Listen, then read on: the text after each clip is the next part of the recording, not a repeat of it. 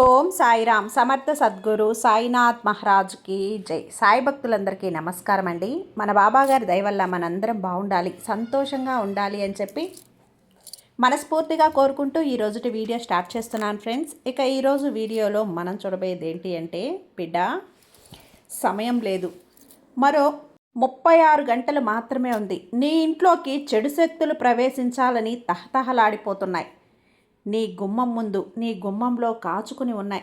ఈ 36 గంటల్లోపు నువ్వు ఈ పని తప్పక చేసి తీరాల్సిందేనమ్మా, లేదంటే బాధపడాల్సి వస్తుంది. ఇప్పుడు ఈ క్షణం ఏమాత్రం అజాగ్రత్త చేసినా, ఏమరపాటుతో ఉన్న నీ గుమ్మంలో కాచుకొని కూర్చుని ఉన్న ఆ చెడు శక్తులు నీ ఇంట్లోకి ప్రవేశిస్తాయి. ఒక్కసారి అవి కనుక నీ ఇంట్లోకి ప్రవేశించాయి అంటే ఆ తర్వాత నువ్వు ఏమీ చేయలేవు. వాటిని తరిమి కొట్టడం నీ తరం కాదు బిడ్డ. తర్వాత సర్వం కోల్పోవాల్సి వస్తుంది. ఆస్తి, అంతస్తు, డబ్బు, బంధాలు, ఆనందాలు, ఆరోగ్యం ప్రతి ఒక్కటి కూడా పోగొట్టుకోవాల్సి వస్తుంది. అందుకే ఎప్పుడెప్పుడు అవకాశం దొరుకుతుందా, ఎప్పుడెప్పుడు ఇంట్లోకి ప్రవేశించేద్దామా అని చెప్పి నీ గుమ్మంలో కాచుకొని కూర్చొని ఆ 2 శక్తులు ఇంట్లోకి రానివ్వకు తల్లి. జాగ్రత్తగా ఉండు బిడ్డ అని చెప్పి బాబాగారు అయితే మన కోసం ఒక మంచి సందేశాన్ని తీసుకొచ్చేసారండి. ఆ సందేశం ఏంటి, ఆ సందేశం రూపంలో బాబాగారు మనతో ఏం చెప్పబోతున్నారో వినే ముందుగా మన ఛానల్ని కనుక కొత్తగా ఎవరైనా చూస్తూ ఉన్నట్లయితే ప్లీజ్ సబ్స్క్రైబ్ చేసుకోండి ఫ్రెండ్స్. వీడియో నచ్చితే లైక్ చేయండి, అలాగే హైప్ ఇచ్చి కొంచెం సపోర్ట్ చేయండి. ఇక వీడియోలోకి వెళ్ళబోయే ముందుగా ఒక్కసారి మనకు తెలిసిన గురువుగారండి, షిరిడి సాయిబాబా ఆశీస్సులతో జ్యోతిష్యం చెప్తున్నారు గురూజీ సుబ్రహ్మణ్యం రాజు గారు, నెంబర్ 1 వశీకరణ స్పెషలిస్ట్. వీరి మొబైల్ నెంబర్ 9908224144. ఎలాంటి ప్రాబ్లం ఉన్నా సరే కేవలం ఫోన్ ద్వారా పూజలు చేసి పరిష్కరించేస్తారు. నేరుగా వెళ్లాల్సిన పని లేదు. పర్సనల్గా మీట్ అవ్వాల్సిన అవసరం కూడా లేదు. ఉన్న చోటనే కదలకుండా, మూడో కంటికి తెలియకుండా మీ మొండి సమస్యలను సైతం మీరు పరిష్కరించుకోవచ్చు. ప్రేమ, పెళ్లి, ఉద్యోగం, రాజకీయం, విదేశీ ప్రయాణం, ధనం నిలకడగా లేకపోవటం, భార్యాభర్తల మధ్య గొడవలు, ఆస్తి తగాదాలు, అప్పుల బాధలు, స్త్రీలు పురుషులు ఎటువంటి గుప్త సమస్యలున్నా సరే నెంబర్ 1 వశీకరణ స్పెషలిస్ట్. మీ మీద, మీ ఇంటి మీద చెడు ప్రయోగం జరిగినా, చేసి ఉన్నా కూడా నరదృష్టి, నరగోష్ట, సంతాన సమస్యలు, భార్యాభర్తల మధ్య, లవర్స్ మధ్య అనుమానాలున్నా, అపార్థాలున్నా, థర్డ్ పర్సన్ ఉన్నా సరే, అత్తాకోడళ్ళ మధ్య సఖ్యత లేకపోయినా ప్రతి ఒక్క ప్రాబ్లంకి చక్కటి సొల్యూషన్ ఇస్తున్నారండి. మీ వివరాలన్నీ కూడా సేఫ్ అండ్ సెక్యూర్గా ఉంచుతారు. మీకే కాదు, దేశ విదేశాల్లో ఉన్నవారు ఎలాంటి ప్రాబ్లమ్స్నైనా సరే పరిష్కరించుకుంటున్నారు. ఎంతోమంది విదేశాల్లో ఉన్నటువంటి వారు, దిక్కుతోచని పరిస్థితుల్లో, అయోమయ స్థితిలో ఉన్నవారు ఇప్పుడు గురువుగారికి కాల్ చేసి వాళ్ళ ప్రాబ్లమ్స్ని సాల్వ్ చేసుకొని ఈరోజు హ్యాపీగా లైఫ్ లీడ్ చేస్తూ చాలా సంతోషంగా ఉన్నారు. కాబట్టే స్క్రీన్ మీద ఉన్నటువంటి నెంబర్కి ఒకసారి కాల్ చేయండి. మీ ప్రాబ్లంని గురువుగారితో పంచుకోండి. ఖచ్చితంగా గురువుగారు మీ ప్రాబ్లంకి సొల్యూషన్ చూపిస్తారు. ఇక వీడియోలోకి వచ్చేస్తే తల్లి, 36 గంటలు మాత్రమే ఉంది. ఎట్టి పరిస్థితుల్లో కూడా ఆ దుష్ట శక్తుల్ని నీ ఇంట్లోకి అడుగు పెట్టనివ్వకు. గుమ్మంలో కాచుకొని కూర్చుని ఉన్నాయి. వాటిని అటు నుంచి అటే తరిమై. ఒక్కసారి ఇంట్లోకి ప్రవేశించాయో ఇక వాటి ఉగ్ర రూపం చూపిస్తాయమ్మా. ఇక తాండవం చేయటం మొదలు పెడతాయి. అందుకే అటు నుంచి అటే పంపించాయి. నీకవి సందేశాలను కూడా పంపిస్తూ ఉంటాయి బిడ్డ. నువ్వు అర్థం చేసుకోలేకపోతున్నావు. నేను వస్తున్నా, నేను రాబోతున్నా, నీ గుమ్మంలోనే ఉన్నాను. ఇక మరికొద్ది గంటల్లో నీ ఇంట్లోకి అడుగు పెట్టబోతున్నాను. జాగ్రత్త పడేలా ఉంటే ఇప్పుడే జాగ్రత్త పడు అని నీకు సలహాలు, సందేహాలు కూడా అందిస్తూనే ఉంటాయి. సూచనలు కూడా చూపిస్తూ ఉన్నాయి.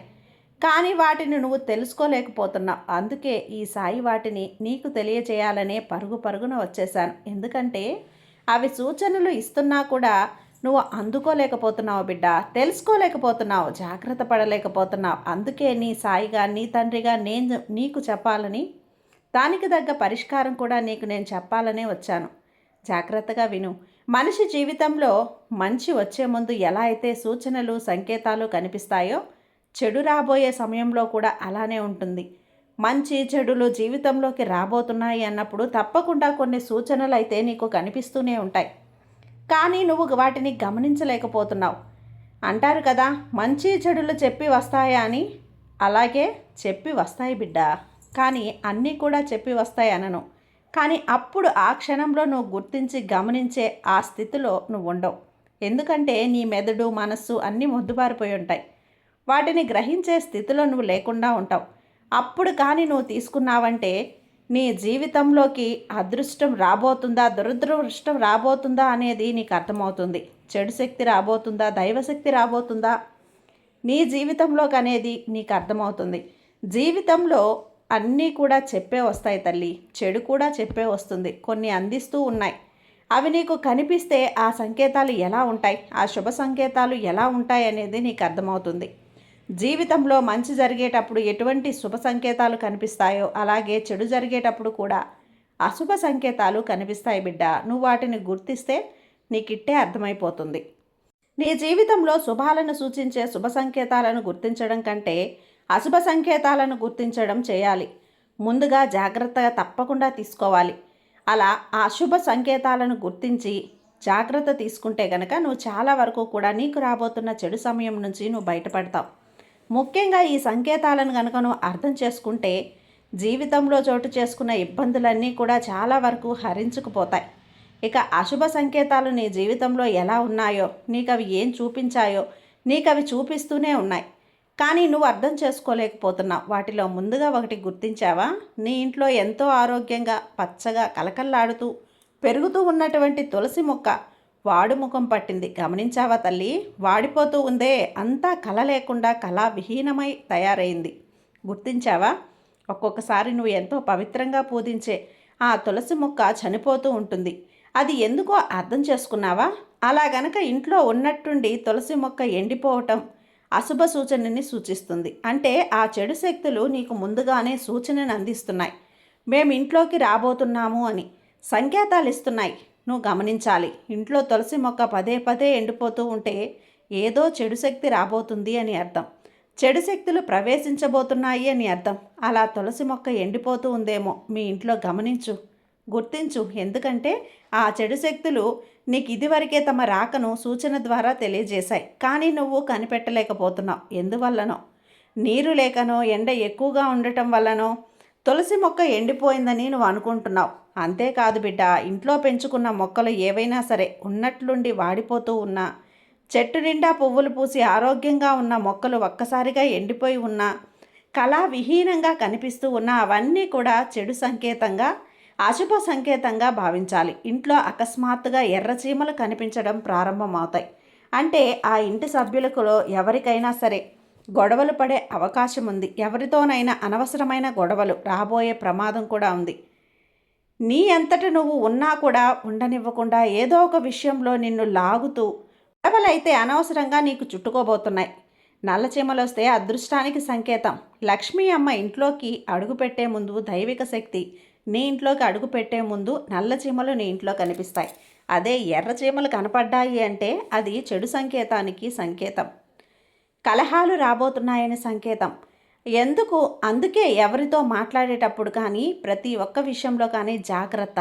ఆచితూచి మాట్లాడు. ఏది పడితే అది మాట్లాడొద్దు. ఎందుకంటే నీ సమయం అంత బాగాలేదు. ఇంట్లో ఉన్న వాళ్ళు ఆరోగ్యం చెడిపోతుంది, ధన నష్టం కలుగుతుంది. అలాగే ఇంట్లో వ్యక్తులకి గుడ్లగూబ అరుపులు పదే పదే వినిపిస్తూ ఉంటే అది చాలా పెద్ద అని అర్థం చేసుకోండి.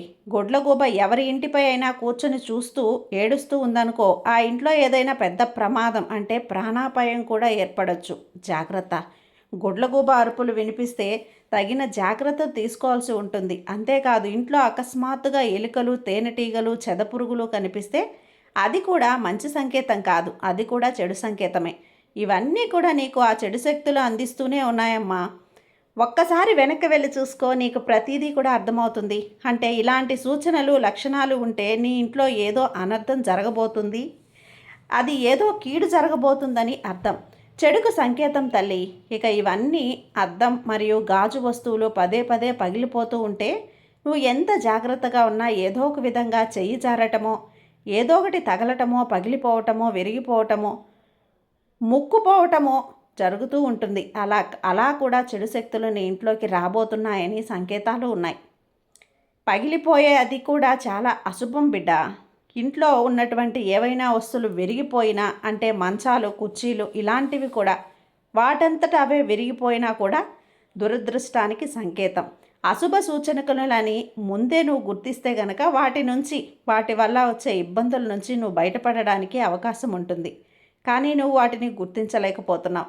ఏదోలే అలా జరిగిపోయిందిలే, ఏదో పడిపోయిందిలే, ఏదో విరిగిపోయిందిలే అన్నట్లుగా ఉంటున్నావే కానీ వీటి వల్ల ఏదో జరగబోతుంది అని మాత్రం నువ్వు గ్రహించలేకపోతున్నావు. ఇలాంటివన్నీ జరుగుతూ ఉన్నప్పుడు నువ్వు దైవ నామస్మరణ చేయాలి. ఈ సాయి నామస్మరణ చేయాలమ్మా. నీ ఇష్టదైవం దేవాలయానికి కానీ సాయి మందిరానికి కానీ వెళ్ళి ఒక్కసారి అక్కడ నీకు తోచినంత ఏదో ఒకటి సమర్పించి పువ్వు పండో ఫలమో ఏదో ఒకటి, ఆ కీడు తొలగిపోతుంది. ఇక వీటి వల్ల ప్రతికూల శక్తి ప్రవాహంగా క్రమంగా పెరిగిపోతుంది. దీనివల్ల జీవితంలో చేసిన ప్రతి పని చెడిపోతూనే ఉంటుంది. ఇలాంటి ఇంట్లో లక్ష్మీదేవి ఎప్పుడూ కూడా ఉండదమ్మా. ఎప్పుడూ కూడా ప్రతికూలత, తగాదాలు, ఇంట్లో ఉద్రిక్తత వాతావరణం, ఒకరిని చూస్తే ఒకరికి పడదు. చెడు సమయానికి ఇవన్నీ కూడా సూచన. భవిష్యత్తులో ఎన్నో కష్టాలను ఎదుర్కోబోతున్నారని సంకేతం తల్లి. నీ ఇంట్లోనో లేక చుట్టుపక్కల దగ్గర పిల్లి ఏడుపులు వినపడితే నువ్వు జాగ్రత్తగా ఉండాలి. ఎందుకంటే పిల్లి ఏడుపులు కూడా అంత మంచివి కాదు. అవి కూడా చెడు శక్తిని సూచిస్తాయి. పిల్లి ఏడుపులు విన్న ఇల్లు సంతోషం, శ్రేయస్సుతో ఎప్పుడూ కూడా ఉండదు. అది జీవితంలో కొన్ని అసహ్యకరమైన సంఘటనలకు సంకేతం. అలా పిల్లి అకస్మాత్తుగా మీరు వెళ్ళే మార్గంలో అడ్డు రావటం కూడా అశుభమైనదిగా పరిగణించాలి. ఇంట్లో ఉంచిన బంగారం కనిపించకుండా పోవటం సర్వసాధారణం. కొన్నిసార్లు పోయిన బంగారం కూడా చాలా రోజుల తర్వాత దొరుకుతుంది. కానీ అలాంటి బంగారం ఎక్కువ కాలం అందుబాటులో లేకుండా పోతే అది కూడా చెడు శక్తుల ప్రభావమే అని తెలుసుకోవాలి. ఈ లక్షణాలు చాలా నష్టాన్ని కలిగిస్తాయి. ఇలాంటి సంఘటనలు జరిగితే నువ్వు మాత్రం చెడు శక్తి ప్రవేశించబోతుంది అని అర్థం చేసుకో బిడ్డ. అలాగే ఖర్చులు పెరుగుతుంది, ఆదాయం తగ్గిపోతుంది, మహాలక్ష్మీదేవి వెళ్ళిపోవటానికి సిద్ధమైపోతుందని చెప్పి దీనికి అర్థం. బిడ్డ గుర్తుంచుకో, ఎప్పుడూ కూడా జీవితంలో సంతోషంగా ఉండాలి, సంతోషంగా జీవితాన్ని గడపాలి అని అనుకుంటావు కదా. కానీ ఇంట్లో ప్రతికూల శక్తులు తిష్ట వేసుకొని కూర్చున్నప్పుడు ఈ జీవితం అనేక మలుపులు తిరుగుతుంది, అష్ట కష్టాలు పాలవుతుంది. ఎటు చూసినా ఆర్థిక కుటుంబపరమైన సమస్యలు ఏర్పడుతూ ఉంటాయి. ఇంట్లో నకారాత్మక శక్తి ఏర్పడేందుకు నువ్వు చేసిన తప్పులే కారణం బిడ్డ. ముఖ్యంగా కొన్ని పొరపాట్లయితే నువ్వు ఇంట్లో చేస్తున్నావు. అవి పాత వస్తువుల్ని ఇంట్లో ఉంచుకోవటం, దానివల్ల కూడా ఇలాంటి ప్రతికూల శక్తులు ఏర్పడతాయి. కానీ ఇటువంటి పరిస్థితుల నుంచి నువ్వు బయటపడేందుకు కొన్ని పరిహారాలు అయితే తప్పకుండా చేసుకోవాలి. అది నేను నీకు చెప్తాను, జాగ్రత్తగా విను.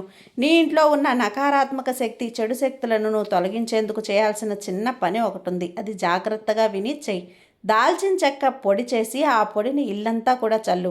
అది ఇంట్లో సానుకూల దృష్టిని ఆకర్షిస్తుంది. చేతిలో కొంచెం దాల్చిన చెక్క పొడిని తీసుకొని శుద్ధీకరణ కోసం ఇలాంటి ఇంటి మూలల్లో కొద్ది కొద్దిగా ఈ పొడిని చల్లుకోవాలి. అలాగే దాల్చిన చెక్క పొగను కూడా ఇల్లంతా వ్యాపింపచేయి, అంటే ధూపంలాగా వేయి. ఇలా దీని నుంచి వచ్చే ప్రతిదీ ఏమవుతుంది అంటే నీ ఇంట్లో ఉన్న నకారాత్మక శక్తి, నీ గుమ్మం ముందున్న నకారాత్మక శక్తి కూడా వెళ్ళిపోతుంది.